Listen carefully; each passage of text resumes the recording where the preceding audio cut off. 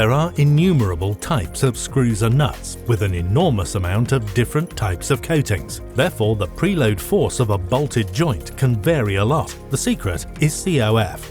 For example, wheels are assembled with a certain torque.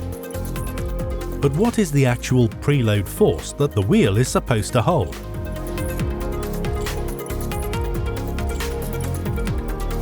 Friction occurs both on the thread of a screw and nut as well as at the bearing surface between the screw head and clamping part.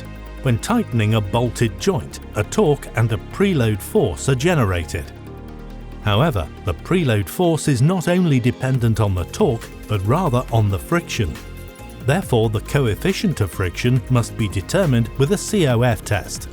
The test benches from REC, and in particular the multi-component measuring sensors, are the ideal instruments for the determination of COF. This COF measuring sensor can record very precisely the force and torque with an extremely low cross-torquing behavior.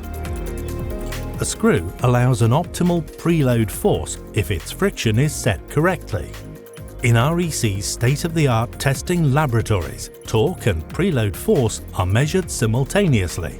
The REC software, which is specially developed for the COF test benches, calculates the coefficient of friction at any measuring point. Excessively lubricated screws develop extremely high preload forces. This can cause a tearing off during the assembly or a self-loosening during usage.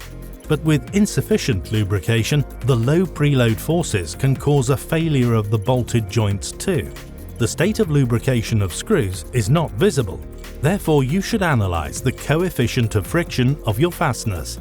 Ask for an REC lab service or buy an REC COF test bench. Validate safely and assemble reliably with REC, Solutions in Fastening Technology. Inform yourself now.